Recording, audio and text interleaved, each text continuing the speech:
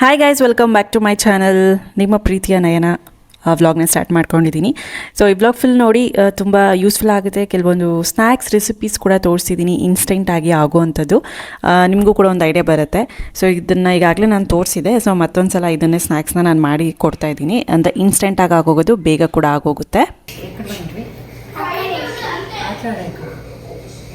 ರಜನ ಆಗ್ಬೋದು ಇವತ್ತು. ರಜನಾ? ಏನಕ್ಕೆ ರಜೆ ಇರುತ್ತೆ? ಸ್ಯಾಟರ್ಡೇನಾ? ಆಮೇಲೆ ಆಮೇಲೆ ಸ್ಯಾಟರ್ಡೆ ಆದಮೇಲೆ ಸಂಡೇ. ಸಂಡೇ ಮಂಡೇ ಹೇಳು. ಇವತ್ತು ರಜಾ ಹೇಳು. Sunday, Monday, Tuesday, Wednesday, Thursday, Friday, Saturday.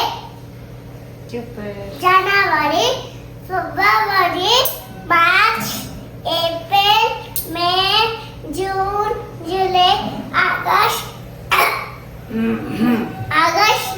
September, October, November, December. Hanuman Chalisa.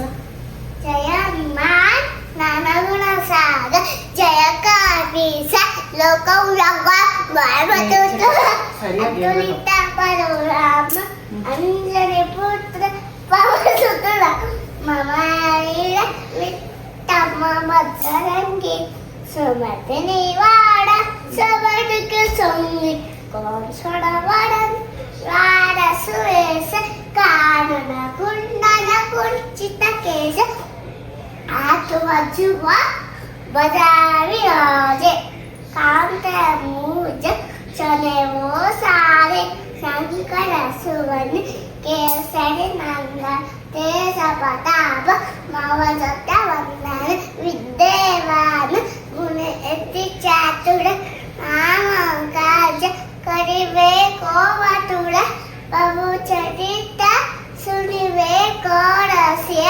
ರಾಮಲಕ್ಕನ ಸೀತಂಬಸ್ಯ ಸೂಕ್ಷ್ಮ ರೂಪದಲ್ಲಿ ಸಿಯತಿ ಕಾವ ವಿಕಟ ರೂಪದಲ್ಲಿ ಪಂಕಜ ರಾಮ ಭೀಮ ರೂಪದಲ್ಲಿ ಅಸುರಸ ಮಾಡಿ ರಾಮಚಂದ್ರಗೆ ಕಾದಸ ಮಾಡಿ. Thank you. ಸೂಪರ್ ಅಮ್ಮ, ಸೂಪರ್. ಸೊ ತುಂಬ ಶ್ಲೋಕಾಸ್ ಹೇಳ್ತಾಳೆ ಲಶಿಕಾ. ಅಂದರೆ ನಾನು ಕೇಳ್ದಲೇ ಇದ್ರೂ ಅವಳೇ ಪಠಿಸ್ತಾ ಇರ್ತಾಳೆ. ಒಂದು ಗಣೇಶನ ಮಂತ್ರ ಆಗಿರ್ಬೋದು, ಇಲ್ಲಾಂದರೆ ಒಂದು ಹನುಮಾನ್ ಚಾಲೀಸ ಆಗಿರ್ಬೋದು, ಇಲ್ಲಾಂದರೆ ಜಡಗಣಮನ ಆಗಿರ್ಬೋದು, ಇಲ್ಲಾಂದರೆ ಒಂದು ಪ್ರೇಯರ್ ಆಗಿರ್ಬೋದು ಕರ್ನಾಟಕದ ಬಗ್ಗೆ ಅವಳೊಬ್ಬಳೇ ಜಪಿಸ್ತಾ ಇರ್ತಾಳೆ. ತುಂಬ ಅವಳು ಜಪಿಸೋದು ಅಂದರೆ ಹನುಮಾನ್ ಚಾಲೀಸ. ದೇವ್ರ ಮನೆಗೆ ಹೋಗೋವಾಗ, ಮಲ್ಕೊಳ್ಳೋವಾಗ ತುಂಬ ಒಂದು ಹಾಫ್ ಹನುಮಾನ್ ಚಾಲೀಸ ಏನೋ ಬರುತ್ತೆ. ಅದರಲ್ಲಿ 40 ಲೈನ್ಸ್ ಇರುತ್ತಲ್ಲ, ಆಲ್ಮೋಸ್ಟ್ ಒಂದು 20 ಲೈನ್ಸ್ ಪಟ ಅಂತ ಹೇಳಿಬಿಡ್ತಾಳೆ. ಎಲ್ಲ ಸ್ಕೂಲಲ್ಲಿ ಕಲ್ತ್ಕೊಂಡು ಪ್ರತಿದಿನವೂ ಹೇಳ್ತಾಳೆ. ಖುಷಿ ಆಗುತ್ತೆ ಮಕ್ಕಳು ಶ್ಲೋಕಾಸ್ ಕೇಳಿಸ್ಕೊಂಡಾಗ. ಇನ್ನು ಇವತ್ತು ಬೆಳಗ್ಗೆಗೆ ಉಪ್ಮಾ ಮತ್ತು ಕೇಸರಿ ಭಾತ್ನ ಮಾಡ್ತಾಯಿದ್ದೀನಿ. ಎರಡೂ ಕೂಡ ಬನ್ಸಿರವೆಲೆ ಮಾಡ್ತಾಯಿದ್ದೀನಿ. ತುಂಬ ಚೆನ್ನಾಗಿರುತ್ತೆ. ಇನ್ನು ಇದಕ್ಕೆ ಕೇಸರಿ ಕಲರ್ ಹಾಕಿಲ್ಲ, ನಾನು ಅರ್ಶಿನದ ಪುಡಿ ಹಾಕ್ಕೊಂಡಿದ್ದೀನಿ. ಅದನ್ನು ಕೂಡ ನಾನು ಅವಾಯ್ಡ್ ಮಾಡ್ಕೊಳ್ತಾ ಇದ್ದೀನಿ. ಇವಾಗ ಅರ್ಶಿನದ ಕಲರ್ ಹಾಕಿದ್ರೂ ಅದೇ ಥರನೇ ಇರುತ್ತೆ. ಏನು ನಿಮ್ಗೆ ಅರ್ಶಿನ ಹಾಕಿದ್ದೀವಿ ಅಂತ ಅದು ಫೀಲೇ ಬರೋದಿಲ್ಲ. ಇನ್ನು ತಿಂಡಿ ಎಲ್ಲ ತಿಂದುಬಿಟ್ಟು ನೆಕ್ಸ್ಟ್ ಕೆಲಸಗಳನ್ನ ನೋಡ್ಕೋಬೇಕು. ಇವತ್ತು ಕೃಷ್ಣ ಜನ್ಮಾಷ್ಟಮಿ ಕೂಡ. ಆವಾಗ ಪ್ರಕುಲ್ಗೆ ಚಿಕ್ಕವನಿದ್ದಾಗ ಹಾಕಿದ್ದೆ 2-3 ಸಲ. ಅಂದರೆ ಆಲ್ಮೋಸ್ಟ್ ಒಂದು ಫಸ್ಟ್ ಸ್ಟ್ಯಾಂಡರ್ಡ್ ಹೋಗೋವರೆಗೂ ನಾನು ಹಾಕಿದ್ದೆ. ಈಗ ಲಶಿಕನ ಸಂಜೆ ರೆಡಿ ಮಾಡೋಣ ಅಂತ ಅಂದ್ಕೊಂಡೆ. ಇನ್ನು ಲಶಿಕನ ಜೊತೆಗೆ ಬಾಡಿಗೆ ಮನೇಲಿ ನಮ್ಗೆ ಏನಿದ್ದಾರೆ ಅವರೊಂದು ಬಾಡಿಗೆ ಪ್ಲಸ್ ನಮಗೆ ಫ್ಯಾಮಿಲಿ ಫ್ರೆಂಡು, ಅವ್ರ ಮಗಳೂ ಕೂಡ ರೆಡಿ ಮಾಡ್ತಿದ್ದಾರೆ. ಸೊ ಹಂಗಾಗಿ ಇಬ್ಬರನ್ನೂ ರೆಡಿ ಮಾಡಿಸಿ ಫೋಟೋಸ್ ಎಲ್ಲ ತೆಕ್ಕೊಳ್ಳೋಣ ಅಂತ ಅಂದ್ಕೊಂಡು ಸುಮ್ಮನೆ ಅದೇ. ಇನ್ನು ಬೆಳಗ್ಗೆ ಶಿಕಾಕಾಯ್ದು ನಾನು ಏನು ಹಾಕ್ಕೊಂಡಿದ್ದೆ ಲಾಸ್ಟ್ ವ್ಲಾಗಲ್ಲಿ ಹೇರ್ ಪ್ಯಾಕ್ ಥರ, ಅದನ್ನು ಲಶಿಕಾ ಮತ್ತು ಪ್ರಕುಲ್ಗೆ ಇಬ್ರಿಗೂ ಕೂಡ ಹಚ್ಚಿದೆ. ಸಾಫ್ಟ್ ಆಗುತ್ತೆ ಹೇರ್ ಗ್ರೋತ್ ತುಂಬ ಚೆನ್ನಾಗಾಗುತ್ತೆ ಅಂತ. ಮಕ್ಳಿಗೂ ಕೂಡ ಯೂಸ್ ಮಾಡ್ಕೋಬೋದು. ಲಶಿಕಂಗೆ ಹಚ್ಚಿದ್ದೆ, ಇವಾಗ ಪ್ರಕುಲ್ಗೆ ಹಚ್ಚೋಣ ಅಂದ್ಬಿಟ್ಟು ಎಲ್ಲನೂ ರೆಡಿ ಮಾಡಿ ಇಟ್ಕೊಂಡಿದ್ದೀನಿ. ಇನ್ನು ಸ್ಕೂಲಲ್ಲಿ ಬಂದುಬಿಟ್ಟು ನೆಕ್ಸ್ಟ್ ಟ್ಯೂಸ್ಡೇ ಕೃಷ್ಣ ಜನ್ಮಾಷ್ಟಮಿ ಇತ್ತು. ಹಾಗಾಗಿ ಇದನ್ನು ಬುಕ್ ಮಾಡಿಕೊಂಡೆ. ಇದು ಲೆಹಂಗಾ ಥರ 2 ಪೀಸ್. ಇದು ವೇಲೆಲ್ಲ ಏನು ಬರೋದಿಲ್ಲ. ನಾನು ಬೇಕಿದ್ರೆ ಡಿಸ್ಕ್ರಿಪ್ಷನಲ್ಲಿ ಲಿಂಕ್ ಹಾಕಿರ್ತೀನಿ, ಬೇಕಿದ್ರೆ ನೀವು ಬೈ ಮಾಡ್ಬೋದು. ಅಮೆಝಾನಲ್ಲಿ ತೊಗೊಂಡಿದ್ದು 900 ರುಪೀಸ್ ಏನೋ ಆಗುತ್ತೆ. ಇದರಲ್ಲಿ ಕಲರ್ಸ್ ಕೂಡ ಸಿಗುತ್ತೆ, ವೇರಿಯಂಟ್ ಕಲರ್ಸಲ್ಲಿದೆ. ನನಗೆ ಈ ಥರ ಕಲರ್ಸ್ ಯಾವುದೂ ಇರಲಿಲ್ಲ ಲಶಿಕನ ಹತ್ರ. ಇದ್ರ ಮೇಲೆ ಸಿಲ್ವರ್ದು ವರ್ಕ್ ಇದೆ, ತುಂಬ ಚೆನ್ನಾಗಿದೆ ನೋಡೋದಕ್ಕೆ. ಬ್ಲೌಸು ಮತ್ತು ಸ್ಕರ್ಟ್ ಎಲ್ಲ ಬಂದುಬಿಟ್ಟು ಇದಕ್ಕೆ ನಾವು ವೈಟ್ ವೇಲ್, ಇದನ್ನು ನೆಟ್ಟೆಡ್ ವೇಲ್ನ ಯೂಸ್ ಮಾಡ್ಕೊಳ್ಬೋದು.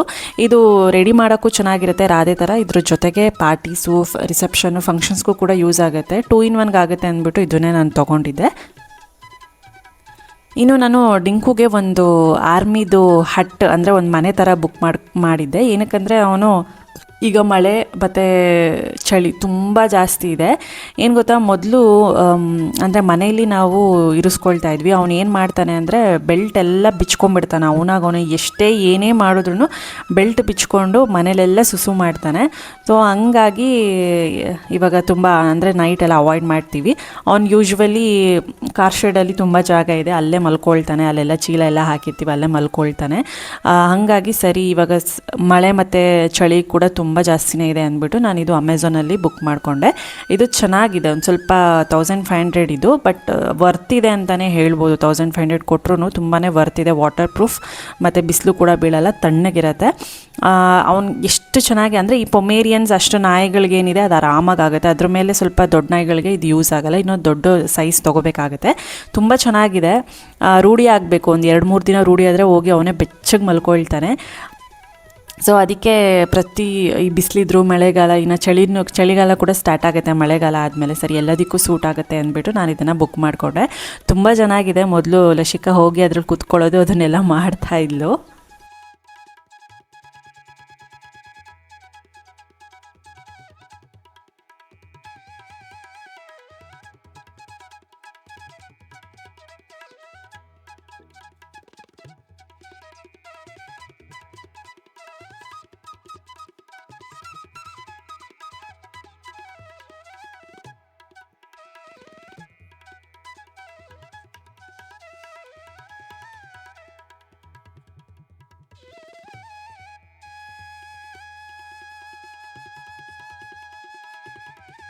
ಇನ್ನು ಇಬ್ಬರು ಹೀಗೆ ರೆಡಿ ಆಗಿದ್ರು. ಇದು ಆಲ್ರೆಡಿ ಲಾಸ್ಟ್ ಇಯರ್ ತೊಗೊಂಡಿದ್ದು ನಾನು ರಾಧೆದು, ಸ್ಕೂಲಿಗೆ ಹಾಕಿ ಕಳಿಸಿದೆ ಪ್ಲೇ ಹೋಮಲ್ಲಿದ್ದಾಗ.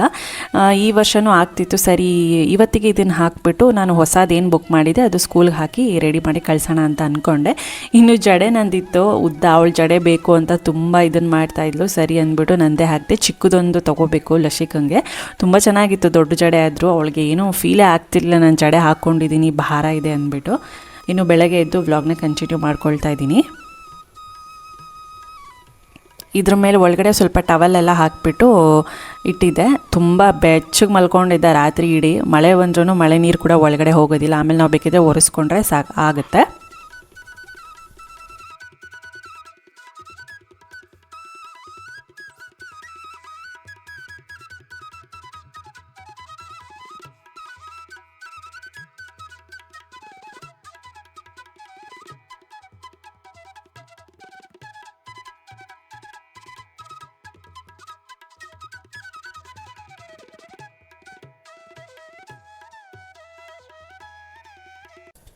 ಇನ್ನು ಇವತ್ತು ಸಂಡೇ ಮ್ಯಾಚ್ ಇದೆ ಅಂದ್ಬಿಟ್ಟು ಪ್ರಕುಲ್ ಹೋಗ್ತಿದೆ. ಬಟ್ ವೆದರ್ ಮಾತ್ರ ಹಂಗೋ ಹಿಂಗೋ ಅಂತಲೇ ಇತ್ತು.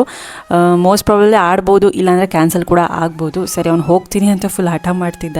ಮಳೆ ಇದೆ ಅಂದ್ರೂ ಇಲ್ಲ ನಾನು ಹೋಗ್ತೀನಿ ಆಡ್ತೀನಿ ಏನು ಬರಲ್ಲ ಅಂತ ಹೇಳ್ತಿದ್ದ. ಇನ್ನು ಬೆಳಗ್ಗೆ ಚಪಾತಿ ಮಾಡಿಬಿಟ್ಟು ಇದಕ್ಕೆ ಟೊಮೆಟೊ ಗೊಜ್ಜು ಮಾಡಿದ್ದೆ ಬೆಳಗ್ಗೆ ತಿಂಡಿಗೆ. ಇನ್ನು ಮಧ್ಯಾಹ್ನ ನಾನೇ ಹೋಗಿ ಕೊಟ್ಟು ಬರೋಣ ಲಂಚ್ ಅಂತ ಅಂದ್ಕೊಂಡು ಇದನ್ನು ಮಾಡ್ತಾಯಿದ್ದೆ. ಇನ್ನು ವೀಕ್ಲಿ ಒಂದ್ಸಲ ಇದ್ದೇ ಇರುತ್ತೆ. ಇನ್ನು ಇವಾಗ ಟೆಸ್ಟ್ ಇದ್ದಿದ್ದ ಕಾರಣ ಹಬ್ಬ ಕೂಡ ಇತ್ತು, ಹಬ್ಬದ ಮಧ್ಯದಲ್ಲಿ ಟೆಸ್ಟ್ ಕೂಡ ಇತ್ತು. ನಾನು ಕಳಿಸಿರ್ಲಿಲ್ಲ, ಒಂದು 2 ವೀಕ್ಸ್ ಆಗಿತ್ತು. ಈ ಮಳೆ ಇದರಿಂದನೂ ಮ್ಯಾಚಸ್ ಕ್ಲಾಸಸ್ ಕೂಡ ಆಗ್ತಿರ್ಲಿಲ್ಲ. 2 ವೀಕ್ಸ್ ಹಾಗಾಗಿ ಹೋಗೇ ಇಲ್ಲ. ಇನ್ನು ಅಮ್ಮ ಎಲ್ಲ ಸ್ವಲ್ಪ ಸ್ಲಿಪ್ಪರ್ಸ್ ಎಲ್ಲ ಕ್ಲೀನ್ ಮಾಡ್ಕೊಳ್ತಿದ್ದಾರೆ. ಯಾವುದ್ಯಾವುದು ಟೈಟ್ ಆಗುತ್ತೆ ಮಕ್ಳಿಗೆ ಅದನ್ನೆಲ್ಲ ನಾವು ತೆಗೆದುಬಿಟ್ಟು ಎಲ್ಲ ಮತ್ತೆ ಜೋಡಿಸಿದ್ದೀವಿ.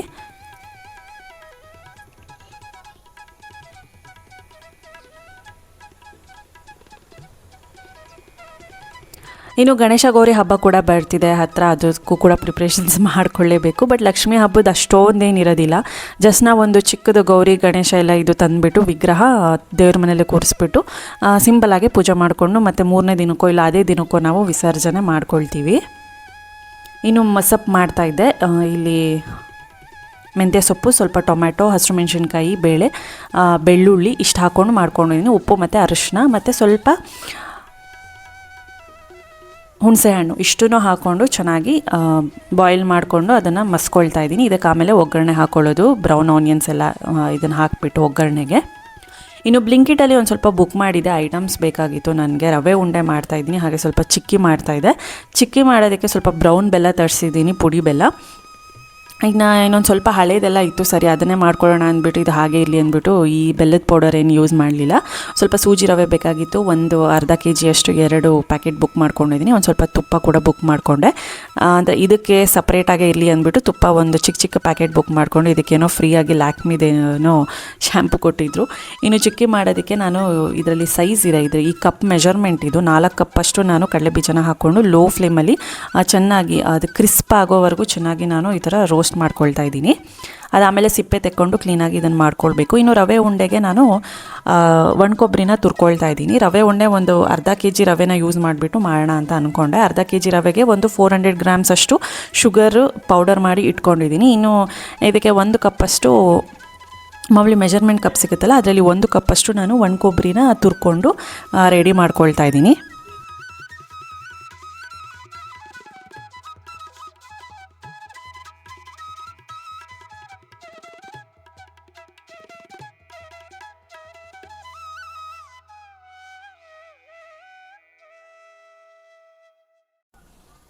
ಇನ್ನು 4 ಕಪ್ ನಾನು ಕಡಲೆ ಬೀಜಗೆ ಒಂದು ಸ್ವಲ್ಪ ಕಮ್ಮಿ ನಾನು ಬೆಲ್ಲನ ಹಾಕ್ಕೊಂಡಿದ್ದೀನಿ. ಅಂದರೆ 3 ಕಪ್ಪು ಈ ಥರ ನಾನು ಹಾಕ್ಕೊಂಡಿದ್ದೀನಿ ಬೆಲ್ಲನ. ಇದು ನಾಟಿ ಬೆಲ್ಲ, ಗ್ರಂಥಿಗೆ ಅಂಗಡಿಲಿ ತೊಗೊಂಡಿರೋದು, ಅದಕ್ಕೆ ಈ ಥರ ಬ್ರೌನ್ ಕಲರ್ ಇದೆ. ಇದೇ ಇತ್ತಲ್ಲ ಅಂದ್ಬಿಟ್ಟು ಇದನ್ನೇ ಯೂಸ್ ಮಾಡ್ತಾಯಿದ್ದೀನಿ. ಒಂದೆಳೆ ಪಾಕ ಬರೋವರೆಗೂ ಇದನ್ನು ಮಾಡ್ಕೊಂಡು ಒಂದು ಸ್ವಲ್ಪ ತುಪ್ಪ ಹಾಕ್ಕೊಳ್ತಾ ಇದ್ದೀನಿ, ಶೈನಿಂಗ್ ಬರಲಿ ಅಂದ್ಬಿಟ್ಟು. ನಾನು ಯೂಶ್ವಲಿ ಸ್ವಲ್ಪ ಕೆಟ್ಟೋಗೋದಂದರೆ ಚಿಕ್ಕಿ, ಇದೆಲ್ಲ ಕರೆಕ್ಟಾಗಿ ಪ್ರೊಸೀಜರ್ ಬರುತ್ತೆ. ಅದನ್ನು ತಟ್ಟೆಗೆ ಹಾಕ್ಬಿಟ್ಟು ಕಟ್ ಮಾಡ್ತೀವಲ್ಲ, ಸ್ವಲ್ಪ ಪುಡಿ ಆಗೋಗ್ಬಿಡುತ್ತೆ. ಇನ್ನು ಮಿಕ್ಕಿರೋದೆಲ್ಲ ಚೆನ್ನಾಗಿ ಬರುತ್ತೆ, ಪೀಸಾಗಿ ಕಟ್ ಮಾಡಿರೋದು ಒಂದು ಸ್ವಲ್ಪ ಪುಡಿ ಆಗುತ್ತೆ. ಬಟ್ ಇದನ್ನೊಂದು ಸ್ವಲ್ಪ ಮಾಡ್ತಾ ಇದಕ್ಕೆ ಸ್ವಲ್ಪ ಎಕ್ಸ್ಪೀರಿಯನ್ಸ್ ಆಗಬೇಕು. ಮಾಡ್ತಾ ಕೊನೆಗೆ ಪರ್ಫೆಕ್ಟಾಗಿ ಬರುತ್ತೆ. ಇನ್ನೇನು ಬರೋ ಥರ ಇದೆ ಎಳೆ ಪಾಕ. ಸೊ ಅದು ಬಂದಮೇಲೆ ಮಾಮೂಲಿ ಕಡಲೆ ಬೀಜನ ಸ್ವಲ್ಪ ನಾನು ಕುಟ್ಕೊಂಡಿದ್ದೀನಿ. ಇದರಲ್ಲಿ ಸ್ವಲ್ಪ ಚಿಕ್ಕ ಪೀಸಸ್ ಆಗಿ ಸ್ವಲ್ಪ ಕುಟ್ಕೊಂಡಿದ್ದೀನಿ, ಚೆನ್ನಾಗಿರುತ್ತೆ. ಹಾಗೆ ದಪ್ಪ ಹಾಕಿದ್ರೂ ಚೆನ್ನಾಗಿರಲ್ಲ. ಇಲ್ಲಿವರೆಗೂ ಚೆನ್ನಾಗಿ ಬರುತ್ತೆ. ಮತ್ತು ತಟ್ಟೆಗೆ ಹಾಕ್ದಾಗ ಏನು ಗೊತ್ತಾ, ಅಂದರೆ ಬಂದಿತ್ತು ಆಲ್ಮೋಸ್ಟ್ ಒಂದು 70% ಚೆನ್ನಾಗಿ ಬಂದಿತ್ತು. ಇನ್ನು 30% ಏನಿದೆ ಅದೊಂದು ಸ್ವಲ್ಪ ಪುಡಿ ಎಲ್ಲ ಮಿಕ್ಕುತ್ತಲ್ಲ, ಬೆಲ್ಲ ಮತ್ತು ಇದು ಪುಡಿ ಆಗಿರೋವಂಥದ್ದು ಸ್ವಲ್ಪ ಒಣಗೋಗಿರುತ್ತೆ. ಮೇ ಬಿ ಈ ಒಂದೇಳೆ ಪಾಕನ ಇನ್ನೊಂದು ಸ್ವಲ್ಪ ಹಿಂದಕ್ಕಿದ್ದಾಗಲೇ ನಾನು ಕಡಲೆ ಬೀಜನ ಹಾಕೋಬೇಕು. ಸೊ ಈ ಥರ ಮಾಡ್ತಾ ಎಕ್ಸ್ಪೀರಿಯನ್ಸ್ ಆಗ್ತಾ ಅದು ಪರ್ಫೆಕ್ಟ್ನೆಸ್ ಅನ್ನೋದು ಬರುತ್ತೆ. ಇಲ್ಲೆಲ್ಲ ಕಟ್ ಮಾಡಿದ್ದೀನಿ ನೋಡಿ, ಅದೆಲ್ಲ ಚೆನ್ನಾಗಿ ಬಂದಿದೆ. ಒಂದು ಸುತ್ತಲೂ ಏನಿದೆ ಅದೊಂದು ಚೂರು ಪುಡಿ ಆಗಿದೆ. 1 ಅವರ್ ಬೇಕಾಗುತ್ತೆ. ಚೆನ್ನಾಗಿದೆ, ಆರಿದ್ಮೇಲೆ ಚೆನ್ನಾಗಿ ಇದಾಗುತ್ತೆ. ಇನ್ನು ಇಲ್ಲಿ ರವೆನ ಹುರ್ಕೊಳ್ತಾ ಇದ್ದೀನಿ. ಅರ್ಧ kg ಸೂಜಿ ರವೆ ತೊಗೊಂಡು ತುಪ್ಪ ಸ್ವಲ್ಪ ಜಾಸ್ತಿ ಹಾಕ್ಕೊಂಡು ಹುರ್ಕೊಳ್ತಾ ಇದ್ದೀನಿ. ಅದ್ರ ಜೊತೆಗೆ ಡ್ರೈ ಫ್ರೂಟ್ಸ್ಗಳನ್ನ ಹಾಕ್ಕೊಂಡು ಹುರ್ಕೊಳ್ತಾ ಇದ್ದೀನಿ. ಇದ್ರದ್ದು ರೆಸಿಪಿ ನಾನು ಒಂದು ಸಲ ತೋರಿಸಿದ್ದೀನಿ, ಹಾಗಾಗಿ ನಾನು ಮತ್ತೆ ಏನೂ ತೋರಿಸೋದಕ್ಕೆ ನಾನು ಹೋಗಲ್ಲ. ಗೋಡಂಬಿ ಮತ್ತು ಸ್ವಲ್ಪ ದ್ರಾಕ್ಷಿ ಹಾಕ್ಕೊಂಡು ಎಣ್ಣೆಯಲ್ಲಿ ಫ್ರೈ ಮಾಡಿಕೊಂಡು ಅದಾದಮೇಲೆ ರವೆನ ಫ್ರೈ ಮಾಡ್ಕೋಬೇಕು. ಇನ್ನು ಸ್ವಲ್ಪ ಒಣ ಕೊಬ್ಬರಿ ನಾವೇನು ತುರ್ಕೊಂಡಿರ್ತೀವಿ ಅದನ್ನು ಕೂಡ ಲೋ ಫ್ಲೇಮಲ್ಲಿ ಫ್ರೈ ಮಾಡ್ಕೋಬೇಕು, ಎಣ್ಣೆ ಬಿಡಬಾರ್ದು ಅದರಲ್ಲಿ. ಇನ್ನು ಮಾಮೂಲಿ ನಾವು ಶುಗರು ನಾನು ಹೇಳ್ದಂಗೆ 400 ಗ್ರಾಮ್ಸ್ ಅಷ್ಟು ಪುಡಿ ಮಾಡಿ ಇಟ್ಕೊಂಡಿದ್ದೀನಿ. ಎಲ್ಲನೂ ಹಾಕಿ ಕಲಿಸೋದು.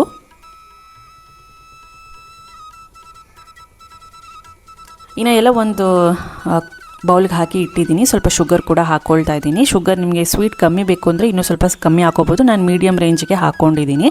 ಇನ್ನು ಇದಕ್ಕೆ ನಾನು ಬಿಸಿ ಹಾಲನ್ನ ಯೂಸ್ ಮಾಡಿಕೊಂಡು ಉಂಡೆನ ಕಟ್ಕೊಳ್ತೀನಿ. ಹಾಲು ಯೂಸ್ ಮಾಡಿದ್ರೆ 1 ವೀಕ್ ಒಳಗಡೆ ಎಲ್ಲನೂ ಖಾಲಿ ಆಗೋಗಬೇಕು. ಏನಕ್ಕಂದರೆ ಹಾಲು ಯೂಸ್ ಮಾಡಿರ್ತೀವಲ್ಲ ಮತ್ತು ಕೆಟ್ಟೋಗುತ್ತೆ, ಸ್ಮೆಲ್ ಕೂಡ ಬಂದುಬಿಡುತ್ತೆ. ಹಾಗಾಗಿ ನಾನು ಫ್ರೆಶ್ ಆಗೇ ಮಾಡ್ಕೊಳ್ಳೋಣ ಅಂದ್ಬಿಟ್ಟು ಒಂದು ಅರ್ಧ kg ರವೆ ಯೂಸ್ ಮಾಡ್ಕೊಳ್ತಾ ಇದ್ದೀನಿ.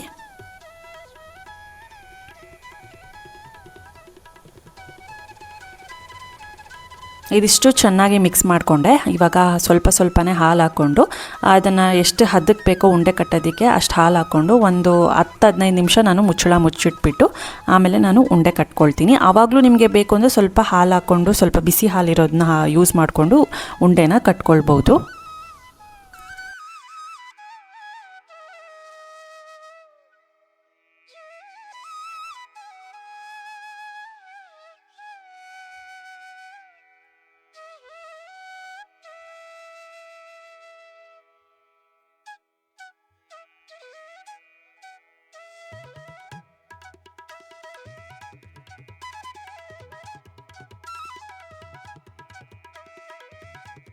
ನನಗೆ ಅರ್ಧ kg ರವೆಗೆ ಸುಮಾರು ಒಂದು 23-25 ಲಡ್ಡು ಆಗಿದೆ. ದಿನ ಮಕ್ಕಳು ತಿಂತಾನೆ ಇರ್ತಾರೆ.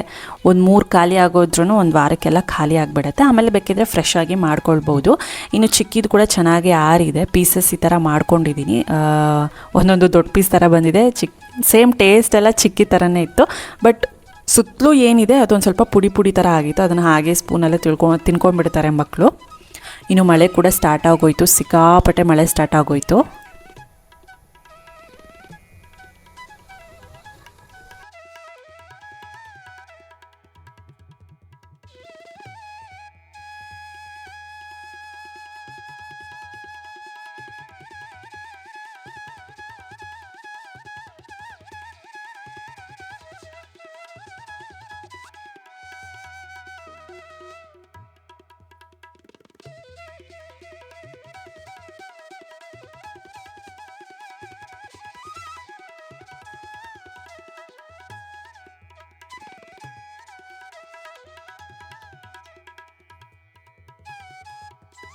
ಸೊ ಫ್ರೆಂಡ್ಸ್, ಪ್ರಕೃಲ್ ಕ್ರಿಕೆಟ್ ಮ್ಯಾಚ್ ಹೋಗಿದ್ದಾನೆ. ಸೊ ಹಂಗಾಗಿ ನಾನು ಲಶಿ ಲಂಚ್ ಕೊಡೋಕೆ ಹೋಗ್ತಾಯಿದ್ವಿ. ಮೊಸಪ್ ಮಾಡಿದೆ.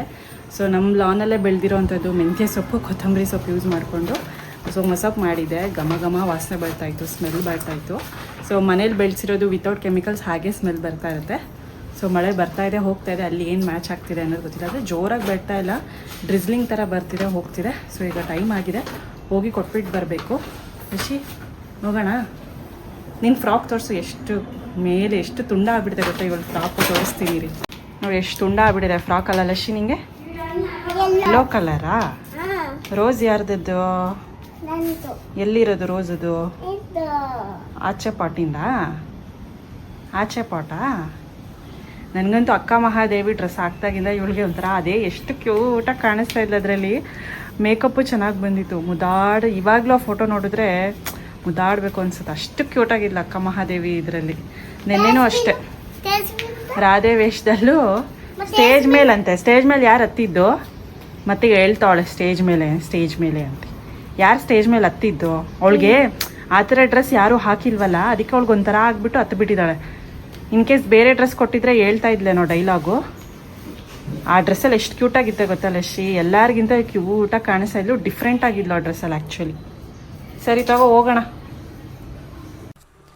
ಮಳೆ ಸಿಕ್ಕಾಪಟ್ಟೆ ಬಂದುಬಿಡ್ತು ಮಧ್ಯಾಹ್ನಕ್ಕೆ. ಫಸ್ಟ್ ಇನ್ನಿಂಗ್ಸ್ ಏನೋ ಆಗೋಗಿತ್ತು, ಇನ್ನು ಸೆಕೆಂಡ್ ಇನ್ನಿಂಗ್ಸ್ಗೆ ಫುಲ್ ಮಳೆ ಬಂದುಬಿಡ್ತು. ಹಂಗಾಗಿ ಮ್ಯಾಚ್ ಕೂಡ ಕ್ಯಾನ್ಸಲ್ ಆಯಿತು. ನಾನು ಇನ್ನು ಕರ್ಕೊಂಡೇ ಬಂದೆ. ಇನ್ನು ಲಂಚ್ ತೊಗೊಂಡೋಗಿರೋದು ಮನೆಗೆ ಬಂದು ತಿಂದ. ಎಷ್ಟು ಮಳೆ ಅಂದರೆ ಸಿಕ್ಕಾಪಟ್ಟೆ ಮಳೆ. 1 ಅವರ್ ಅಲ್ಲೇ ಇದ್ವಿ ಫೀಲ್ಡಲ್ಲೇ. ನಿಲ್ಲುತ್ತೆ ಅಂತ ಅಂದ್ಕೊಂಡ್ವಿ, ನಿಲ್ಲೇ ಇಲ್ಲ. ಮತ್ತು ಮಧ್ಯಾಹ್ನ ಸ್ಟಾರ್ಟ್ ಆಗಿದ್ದು ಮಳೆ ಫುಲ್ ರಾತ್ರಿವರೆಗೂ ಇನ್ನೂ ಬರ್ತಾನೇ ಇತ್ತು ಹೀಗೇ. ಇನ್ನು ಸಂಜೆ ದೀಪ ಹಚ್ತಾ ಇದ್ದೀನಿ. ಇನ್ನು ಮಡ್ಲಕ್ಕಿ ಕೊಡೋದಿತ್ತು ಲಕ್ಷ್ಮಿಗೆ, ಎಲ್ಲ ಇಟ್ಟಿದ್ವಲ್ಲ ಅಕ್ಕಿ ಮತ್ತು ಸ್ವಲ್ಪ ಕಳ್ಶಕ್ಕೆ ಹಾಕಿರೋದೆಲ್ಲ ನಾವು ಮಡ್ಲಕ್ಕಿ ದೇವಸ್ಥಾನಕ್ಕೆ ಕೊಡಬೇಕಿತ್ತು. ನಾನು ಇಷ್ಟು ದಿನ ಏನಾಗಿದೆ, ಲಕ್ಷ್ಮಿ ಹಬ್ಬ ಆದಮೇಲೆ ಕೊಡೋಕ್ಕಾಗಲಿಲ್ಲ ನಾನು. ಹಂಗಾಗಿ ಇವತ್ತು ಹೋಗಿ ಕೊಟ್ಬಿಟ್ಟು ಬರೋಣ ಅಂತ ಅಂದ್ಕೊಂಡು ಪೂಜೆ ಮಾಡಿಬಿಟ್ಟು ಹೋಗಿ ಕೊಟ್ಬಿಟ್ಟು ಬರಬೇಕು.